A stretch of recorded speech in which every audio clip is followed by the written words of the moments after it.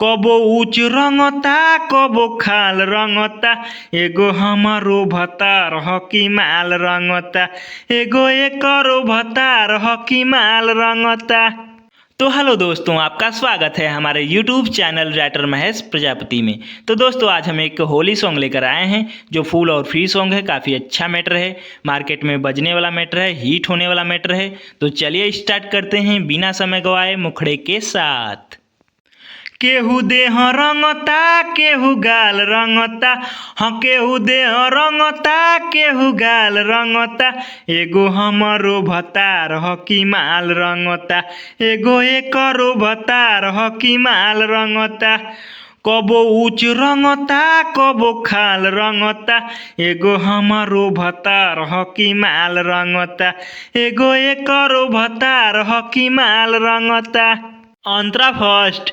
डाली के रंग भेगावता अंग, होली में खुश रहे दोसरा के संग। अरे डाली के रंग भेगावता अंग, होली में खुश रहे दोसरा के संग। कबो काला रंगता कबो लाल रंगता, एगो हमारो भतार हकी माल रंगता, एगो एकरो भतार हकी माल रंगता। अंतरा सेकेंड। होली के मजा छोटू कैले बा फीका, दोसरा के डाले खातिर ले ले बा ठीका।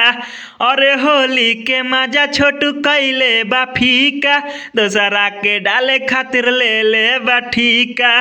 महेश राज रंगता ढोरी खाल रंगता, एगो हमारो भतार हकी माल रंगता, एगो एकरो भतार हकी माल रंगता।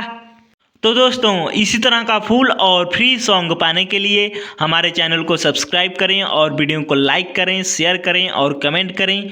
तो चलिए मिलते हैं किसी नेक्स्ट वीडियो में किसी नए ट्रैक के साथ। तब तक के लिए बाय।